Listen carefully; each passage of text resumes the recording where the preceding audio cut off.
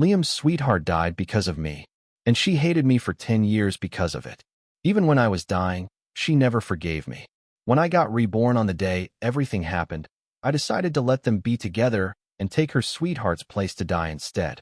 Luckily, I didn't die. I faked my death and started a new life, leaving Liam behind.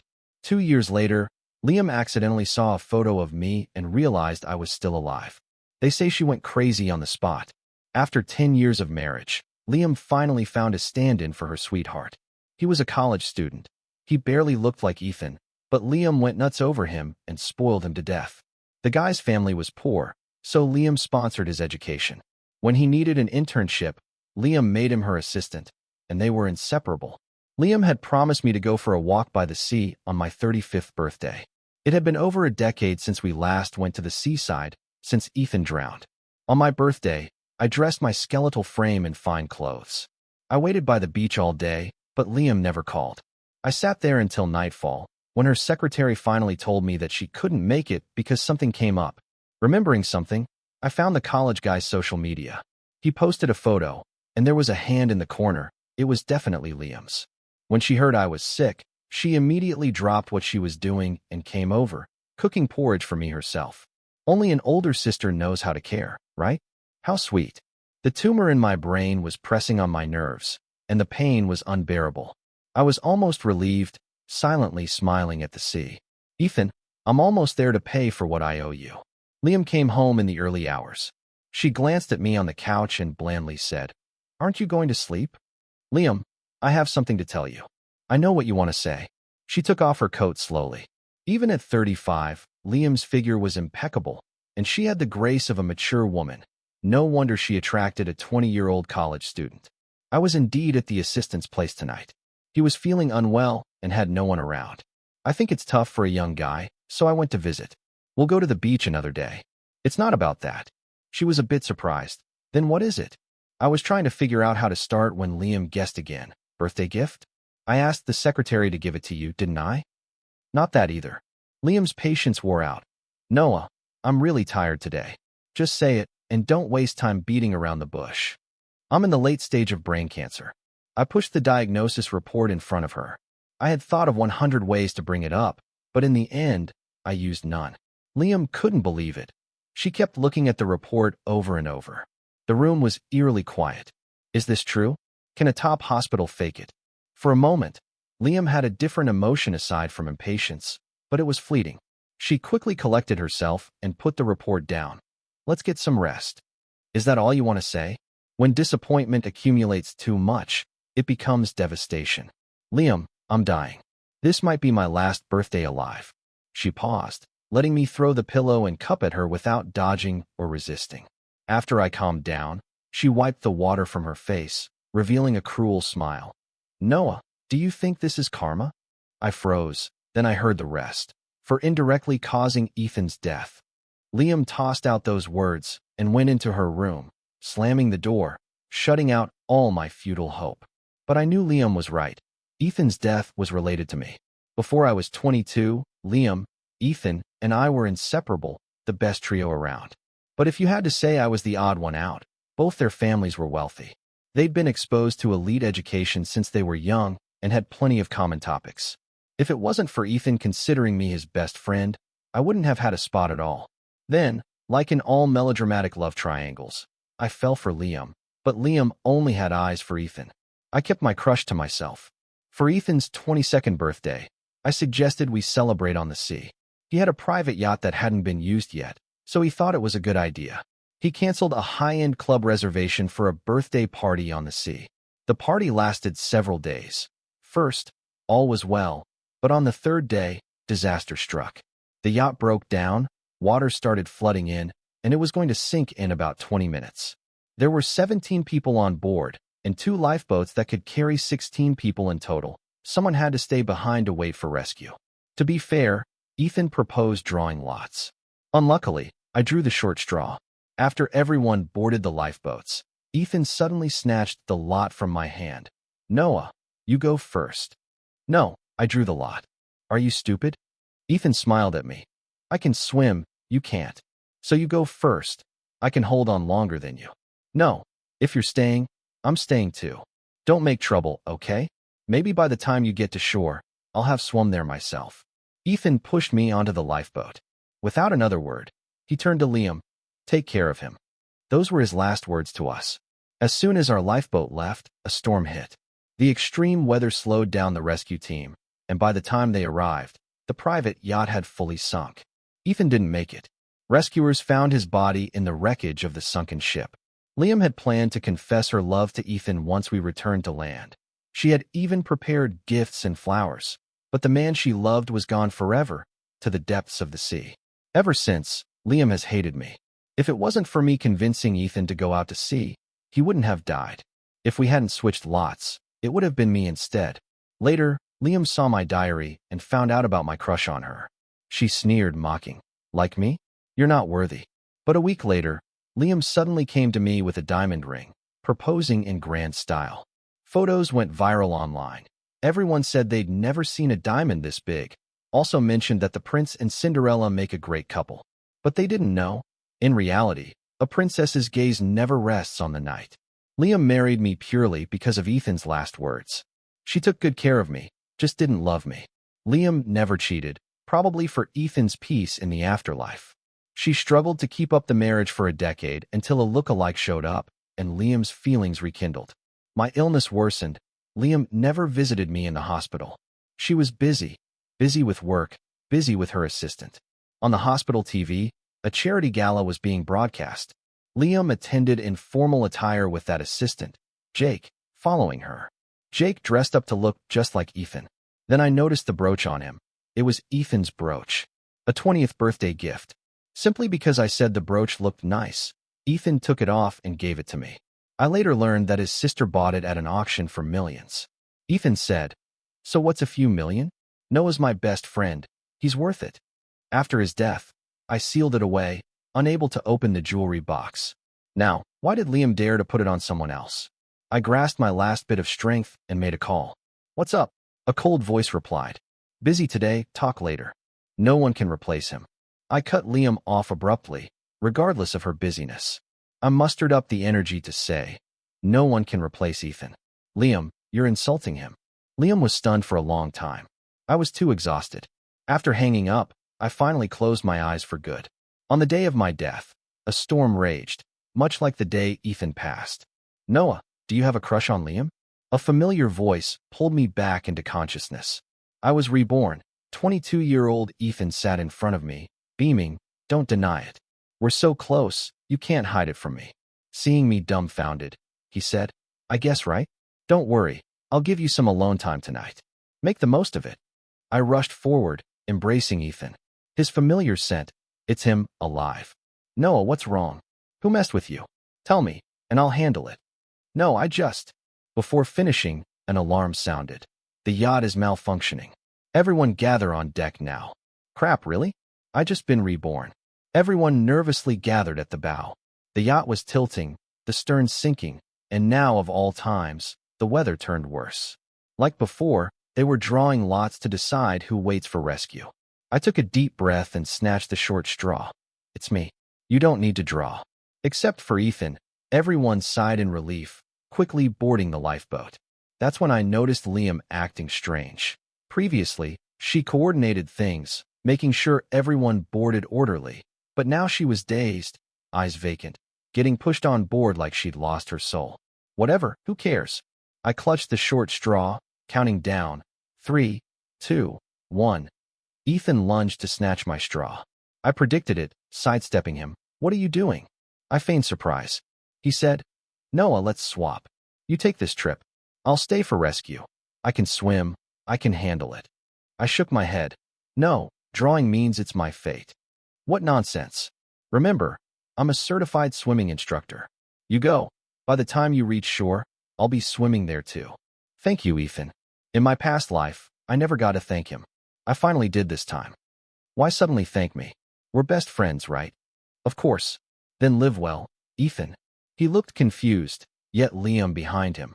After I said these words, her pupils contracted.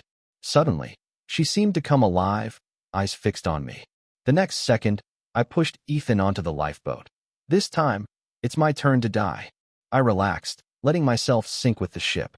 But Liam shouted desperately over the sea. Noah. Strange, in my past life, did she ever call me like that? I turned back, meeting her hopeless, devastated eyes. That wasn't 22-year-old Liam's gaze. It was 35-year-old Liam's. Liam had been reborn too. I closed my eyes calmly. What does rebirth matter? The end is fixed. Liam, I owe you nothing. My body sank deeper into the sea. In the endless darkness, a beam of light suddenly lit up my world. Time flew by. It's been 2 years since I was reborn. Walking on a British campus, head down messaging Ethan. Ding dong. Your buddy arrives in London tomorrow. Me, ready to welcome you anytime. Ethan, bringing you some spicy snacks. Me, big bro, you're my hero. A foreign classmate asked nearby. What's making you so happy? I couldn't help but smile. Surviving a disaster. Isn't that something to be happy about? Nobody would expect I'm still alive. 2 years ago, when I sank with the yacht, a small rescue boat suddenly appeared, cutting through the fog and storm, racing towards me. I don't remember what happened next.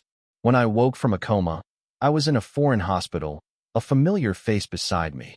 Handsome, distinctive features, slightly aloof. You're awake.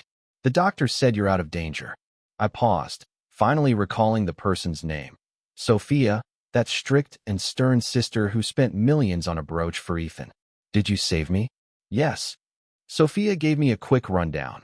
On the day of the accident, she noticed changes in the weather at sea, so she immediately sent out a lifeboat just in case. Turns out, it actually saved me. I felt grateful, but also a bit puzzled. Did this happen in my last life? Before I could figure it out, Sophia got up to leave. Oh, by the way, she said, I haven't told anyone about rescuing you, not even Ethan. She paused, giving me a look. I thought you might have your own plans. Apparently, according to Sophia, everyone believed I was dead. Ethan locked himself away, stopped eating and drinking, just cried all the time. Liam even hired people to recover my body. She wouldn't give up without proof. In the end, all she found was my bracelet. Liam had given it to me as a birthday gift in my sophomore year of high school. Since then, I never took it off. She held it in her hands, crying on the salvage boat. When I was discharged from the hospital, I decided to let Ethan know I was alive. He flew to the UK and held me crying his heart out. We made a deal that he would keep my secret and act like Noah had died. Ethan is really tight-lipped. 2 years have passed, and apart from my family, only Ethan and Sophia know I'm alive. I feel like escaping death was a real rebirth. I changed my name and hairstyle. Liam used to say she liked boys with straight black hair. Since then, I hadn't changed it, but this new life is mine to live. As an engineering student, the UK has my dream school, Imperial College London, ranked 10th in the world. I'm staying here, working and studying. Sophia wants to help. You don't have to work so hard. I'll provide a place for you. Just focus on applying for your master's. I shook my head. Thanks, but I want to do it on my own. You've already helped a lot. She sighed softly. Over time, Sophia and I became friends. Once I asked, why are you helping me for free? Because you're Ethan's best friend, she replied smoothly. In the end, I successfully got into grad school at Imperial. Back on campus, Ethan graduated and works for his family's company. Now super chill, flying to London to see me every now and then. Funny thing, he could totally stay at some fancy hotel's penthouse, but he insists on squeezing into my tiny dorm. We chat, play games, gossip, just like we used to. To my surprise, he and Liam drifted apart instead of getting closer. When I asked about it, Ethan said, I don't know what's up between you and Liam, but I have a rule. Anyone my bro dislikes is my lifelong enemy. My bro can do no wrong. Even if he is wrong, he's right. I laughed, then Ethan added, but aren't you mistaken? Liam doesn't like me. She likes you. No way, but she's been so obsessed since you disappeared. It's all because of you, Ethan muttered. Since your accident, she's been saying things I don't get, like, I was wrong. Come back. I won't go to the assistant ever again, stuff like that. I once caught her kneeling in front of your portrait, talking to herself, crying her eyes out. Following my wishes, my family and Ethan held a funeral for me. I forced a smile, changing the topic. How long are you staying this time? Staying for your birthday. Then I'll leave in half a month. We crammed into my bed, gaming, chatting about gossip, till we didn't know who fell asleep first. The next morning, Ethan's screams woke me up. Noah, I'm sorry. Noah is my nickname. Everyone's used to it, so I didn't bother correcting them. What's up? Liam saw our photo yesterday. I shared a food pic in the classmates group, accidentally included one with me. I retracted it quickly, thinking no one noticed, but someone saved it and sent it to Liam. She freaked and called him a million times. I sleep like a log and didn't hear a thing. Waking up, I found 100 messages from Liam. The last said she was on her way to the UK. What do I do now? Ethan wailed. One step at a time. We'll deal with it, I said. I get it. Hire some muscle and send her back, right? Why not just a hitman? Could work, dude. I'm joking. Jokes aside, Liam really showed up. The picture was near school, so it wasn't hard for her to guess it was Imperial. I was confident. Big campus. How would she find me? But I forgot never to jinx it with a flag. Thursday, I was rushing to the lab, arms full of papers, turned a corner, and bam, face first into someone. Sorry, a familiar voice said. No time to run. I looked up, and it was Liam. After 2 years, she looked different, more serious, heavily burdened. At that moment, I was glad I was wrapped up tight. Hat on, scarf covering below my eyes. Papers scattered. I kept my head down, picking them up quietly. Liam stood there, staring into my eyes. Did she notice something? I quickly gathered my stuff and hightailed it out of there. Thought I dodged a bullet. The next day, there was a theory class. Our group chat, made by the Chinese classmates, was buzzing. Who's the girl in the last row? Never seen her. No idea, maybe just sitting in. Who would crash our boring classes? Kinda pretty. Curious, I looked back. It was Liam. She seemed to notice me too. Our eyes met for just a second, and I quickly turned away.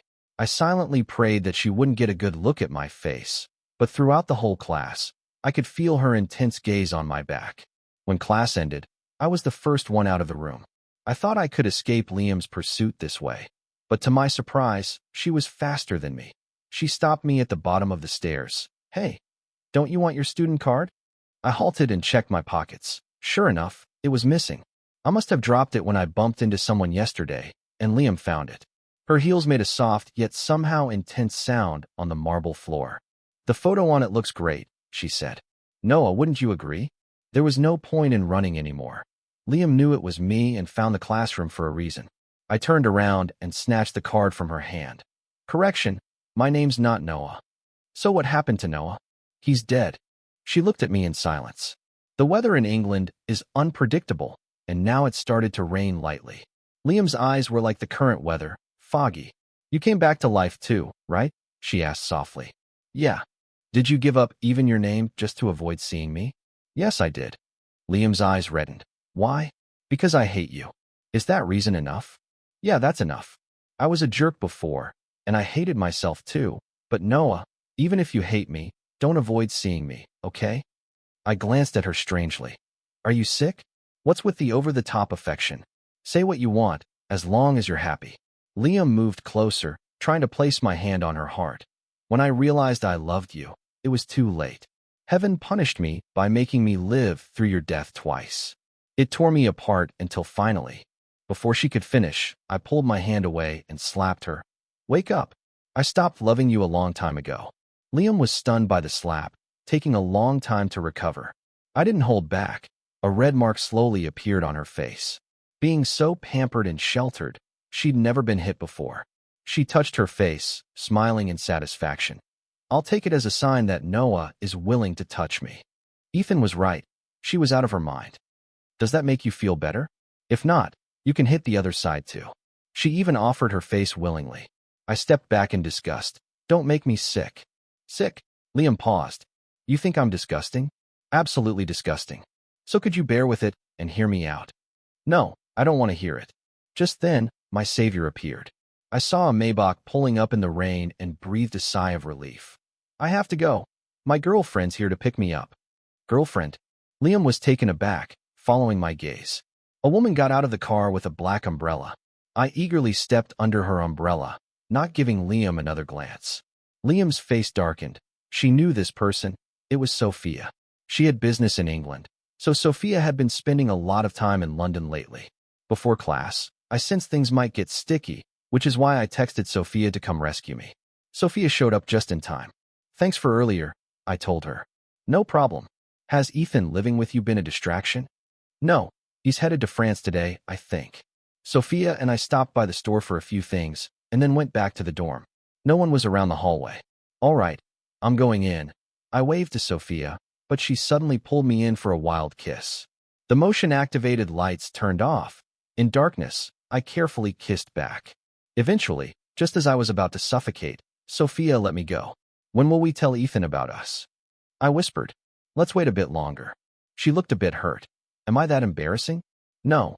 My words were swallowed by another long kiss.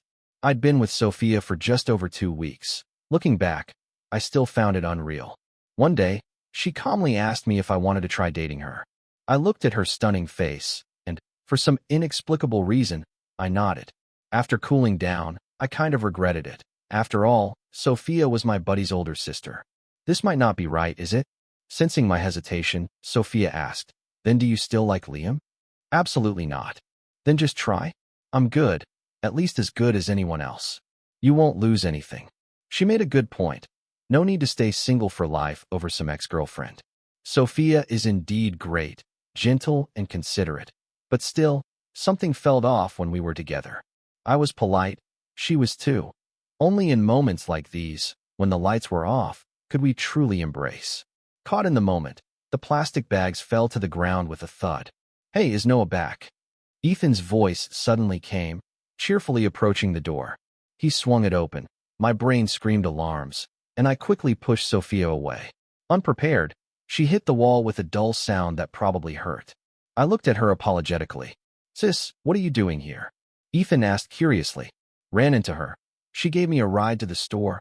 I replied swiftly. What about you? Weren't you supposed to be going to France today? He shrugged. France is on strike. I canceled my flight. Sophia added, Well, you two chat. I have work. I'm heading out. After the door closed, Ethan studied me. Noah, what's up with your mouth? It looks so red. I sheepishly touched it. Had some spicy food on the way. Ah, serves you right for going off to eat alone. Sure, young master. By the way, I've noticed your sister's been acting strange lately. Oh, how so? It seems like she's seeing someone. My hand trembled, spilling the water. Got any evidence? Sure do. Check this out. She barely posted on social media for half a year, and now she's posting all the time, and it's meaningless stuff too. She's posting pics of dogs on the street, wildflowers, and saying things like the moon is so beautiful. Clearly, she's got a crush.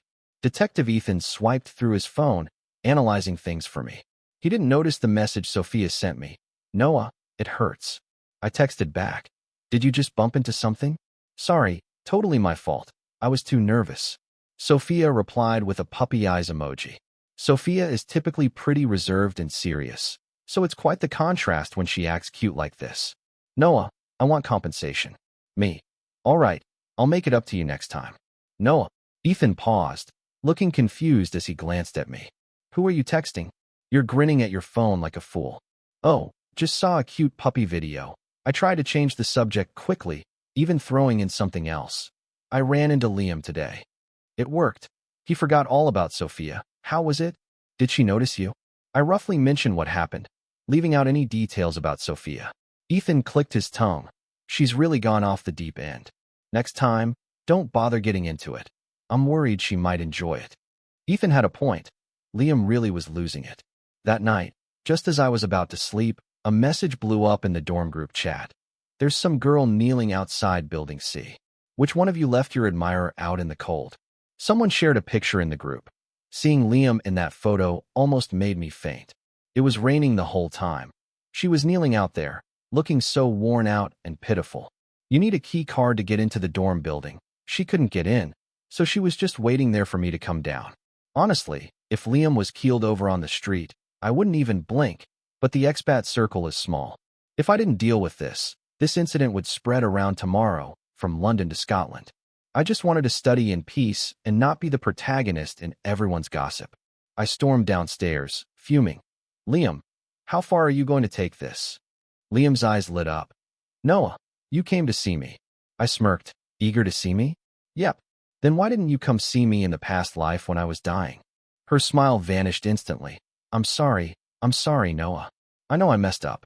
Believe it or not, I fell for you way back then too.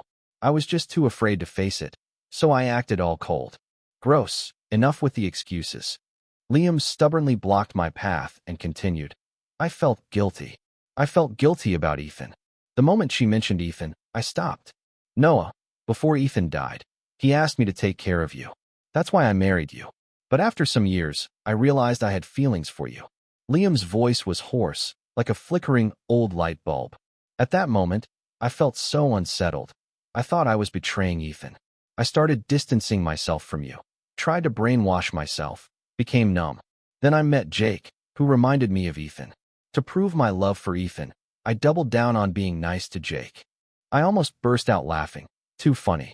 If you love me so much, why didn't you stay on that yacht for me? I was reborn a bit later than you. As soon as I opened my eyes, I saw you pushing Ethan away. She regretted. If I were reborn sooner, I would have never left you there. I asked again, and when I got brain cancer? She went silent. After a bit, she said guilt-ridden, I thought it was a lie you made up. Seeing that I wasn't budging, Liam fell to her knees. Noah, please give me another chance. I swear I'll make it up to you. I shook my head impatiently. Liam, we can only ever be strangers. I won't love you, nor will I hate you. Hate is too strong a feeling. You don't deserve it. Liam's breath caught. She wanted to say more, but we heard a noise from the stairwell. I opened the fire door. Ethan was standing there. He seemed worried Liam might harm me, so he was hiding, ready to step in, but now his face was pale. I didn't mean to eavesdrop. I'm sorry, I reassured him. It's okay. Ethan forced a smile. Can I ask a few questions? Sure, ask away. Everything you guys said, was it true? It's true. In the past life, it was me who died. Yeah, I asked her to look after you. Yeah, and then you died of brain cancer. But instead of being there, she was with my look-alike. Ethan was shaking all over. The next moment, he rushed at Liam, slapping her hard. How could you treat Noah like that? The slap wasn't enough. He grabbed her collar, almost out of control, every word bleeding. Why did you do that? Tell me. Using my name to hurt him. How could you? How could you? Is it with that kind of pathetic love? This is ridiculous. Liam, in my heart, you are nothing compared to my friend. Liam didn't fight back. She looked at me, still hoping for some pity. Now I finally get why Noah doesn't see you anymore. Ethan kicked her aside. Liam, you really don't deserve it. He pulled me along, heading firmly back up. That confrontation seemed to drain Ethan of strength. Back in the room, he leaned against me in silence. After a while, he carefully asked, Did it hurt? What the brain tumor did it hurt? Ethan suddenly started crying. Noah, you must have had a really hard time. My tears started flowing. Honestly, I hadn't cried since the first death. Nothing seemed sad enough for tears, but for some reason, when I heard Ethan speak, I just couldn't hold it back anymore. That's how good friends are.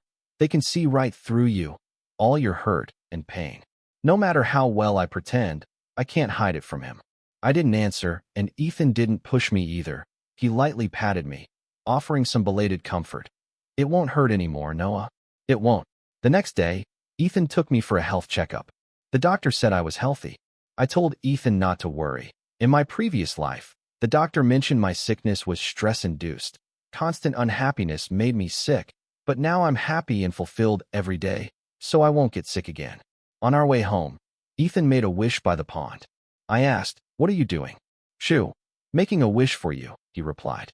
A wish for what? He queried. Hoping my buddy lasts as long as this turtle, healthy and long-lived, he said. I felt a bit touched and a tad annoyed. What's going on? Ever since he learned about past life stuff, Ethan changed too. He's not just about shopping and having fun anymore. He went back home, started working seriously, and got involved with the family business. He said he wanted to take over Liam's company as payback for me. Ethan had his sister's flair. He learned fast and was decisive. Liam was overwhelmed by his tactics and couldn't focus on me for a while. I enjoyed some peace. Christmas came around. I made plans with Sophia. We talked about Ethan's recent antics. I said, Aren't you going to control your brother? No need to. It's good practice for him, Sophia replied. I almost sprayed my drink, so Liam's just practice in Sophia's eyes. Honestly, if Ethan wasn't dealing with her, I might have. Why? Because I don't like her. In my daydream, Sophia leans in and kisses me. Stop thinking about her. I'm not. I don't like her anymore, I replied. Good. Let me feel those abs. If I don't, all your workouts are wasted. Outside, it was snowing heavily. Inside, things were warming up. It was our first night together. We didn't try to sleep until we were completely exhausted. Just as I started to doze off, I suddenly heard a fingerprint unlocking sound. Surprise, Noah. I'm here for the holiday. Ethan appeared at the door with a suitcase. I quickly dressed and left the bedroom. Why didn't you say you were coming? I asked. Wanted to surprise you. Here, Christmas gift, he replied. How'd you even get up here? Someone was coming in with a key card, so I just followed, he grinned. We exchanged gifts. I'd gotten him the new smart glasses he'd been talking about, after waiting in line overnight to snag it on launch day. Ethan put them on and couldn't contain his excitement. After tinkering for a while, he felt like resting. I'm exhausted, just finished work, rushed the earliest flight I could. So glad I made it for Christmas. Ethan made a beeline for the bedroom, going to catch some sleep. Hold on, I said nervously, glancing at the wardrobe. Bro, you've lost a lot of weight. Work does that, but don't worry. Once I take over Liam's company, I'll give you some shares, he joked. He took off his coat and was about to hang it in the wardrobe. I quickly intercepted. Let me hang it for you. Sure. Why do you seem so nervous? He inquired playfully. Probably because your sister's hiding in the wardrobe right now. The great CEO reduced to hiding in my tiny closet. I hung Ethan's coat, and just as he was about to open the wardrobe, a sudden knock interrupted. Our attention shifted to the door. Such a late hour. Who could it be? The student dorm has no peepholes. I opened it, and there stood Liam, holding gifts and roses. Ethan rolled his eyes. Persistent, aren't you? What do you want now? Liam ignored him, looking at me. Merry Christmas, Noah. This is for you. She held out a toy, gauging my reaction. It was one I used to really want. Released in limited quantities every Christmas. Not expensive, but hard to grab. I knew she knew the designer, but she never gave me one. Instead, after Jake showed up, she gave one to him. You used to like it. Do you still? She asked cautiously. I don't anymore, I responded. She looked despondent. Even if you don't keep it, maybe you'll like it again someday. Not gonna happen. I nudged her. Take the roses too. You're not welcome here. Noah, about the girlfriend thing. I know you were just lying to me, Liam insisted. What? I chuckled. Where'd she get that idea from? Inside, Sophia could no longer hold back. She stepped out, visibly annoyed. Who are you calling fake, Liam? Respect yourself and stop pestering my boyfriend. Now not only was Liam surprised, but Ethan was bug-eyed too. 10 minutes later, both women were gone. It was just Ethan and me, staring at each other. Technically speaking, he was a bit mad, not speaking to me. Eager to apologize. If you mind me dating your sister, I'll break up right now. No romance could compare to years of friendship, really. Sophia would understand. It's not that. Ethan crossed his arms. I'm upset because we're close yet you didn't tell me. And my sister, I'm her only brother, for crying out loud. Her own brother, and she steals you. Unbelievable. Don't blame her. It was my idea not to tell you. Noah, didn't we agree to share if we had a crush on someone? I sighed. It's my fault. I'm afraid things won't last between your sister and me. Why? Is she treating you badly? I can totally go punch her. No, she's great. That's the problem. She's just too perfect. Sophia told me. I'm her first boyfriend, her first love. She mentions she's serious and wants to get married. Marriage. A heavy word. I told Ethan dejectedly. You know I've been married before, with Liam. And you know how that ended. Noah, are you scared? Ethan saw right through me. Yeah, I don't think I'm ready yet, and I'm not sure how to face your sister. If we break up one day, it would be awkward for you, caught in the middle. So I figured I'd wait until I have clarity before telling you. Got it. Ethan relaxed quickly. To be honest, I've always felt my sister's been acting a bit odd recently. How so? Don't you think it was a bit too convenient how she sent over that lifeboat? Plus, she invested in a project overseas that's researching brain tumors. What? I was taken aback. A bold idea crossed my mind. Ethan and I thought the same thing. No way. Did she get reborn too? I decided to find Sophia and get the truth. I visited her place in the UK for the first time. The passcode was my birthday. It seemed like Sophia wasn't home. The study door was open, and I was immediately drawn to the wall covered with brain cancer research papers. Prevention, treatment, all there. Right in the center, there was a photo of me. It was from freshman year, a picture Ethan took of me after a 100-meter race. I was smiling, throwing up a peace sign. Underneath, there was a paper filled with little details about me. He used to love the sea, but after Ethan passed, he's scared of it. He loves certain brands of bunny toys, especially the limited Christmas ones, but never got them. He was diagnosed with cancer at 34, so keep him cheerful, often take him for checkups. Every word was packed with deep love. Even in those darkest times of my life, someone cared for me. Sophia suddenly appeared at the doorway. I knew I couldn't keep it from you. I turned to her. So you were reborn too? She nodded. I came back during the shipwreck and immediately sent a lifeboat. Thank goodness it made it in time. When Sophia found out it was me who was rescued, she kind of knew we were the same. Sophia, I never realized you felt that way about me. She smiled. Back then, you only had eyes for Liam. You just treated me as Ethan's sister, not even a friend. If I confessed and failed, you might have avoided Ethan too. Indeed, we hardly interacted much in that past life. After rejecting someone, I usually block them out and avoid them. When did you start liking me? She pointed at that freshman picture. Before that. So back in high school, when I visited Ethan's place, she already noticed me. I remembered her as being gentle, always asking, ice cream or fruit? Turns out her eyes were on me the whole time. I was filled with emotion, which reminded me of something. In the last life, you never got married. Yeah, because of you, Sophia admitted without hesitation. After I died, she spent her life alone. Even on her deathbed, she held a worn-out red string. It was left behind the first time I visited Ethan, my only keepsake to her. Sophia said, if I had known you weren't happy after marrying, I would have what? I would have stolen you away. I stared into her clear eyes for a moment. Sophia, have you never blamed me? Blame you for what? For Ethan's death? You didn't break the yacht, and you didn't cause the storm. Ethan had the final say about sailing. What's there to blame you for? She ruffled my hair reassuringly. Neither I nor Ethan blame you, so you shouldn't blame yourself either. Don't blame yourself, those 5 words. Finally, someone said them to me. I felt a twinge in my nose, almost making me cry.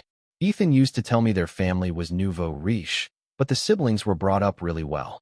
Noah, I've waited for you a long, long time. Sophia planted a gentle kiss on my forehead, long enough to span a lifetime. Her initial confession suddenly emerged in my mind. Would you consider dating me? It was calm, restrained, but her love had steadily grown like unseen waters rising over time. One day, without warning, that love rushed over me. It washed away my shattered life, piecing me back together. Sophia, thank you. Thank me for what? My voice was thick with emotion. Thank you for finally noticing me, Sophia said with contentment. Time flies by. 2 years later, I finished grad school successfully. At the graduation ceremony, I spoke on behalf of the entire college as an outstanding graduate.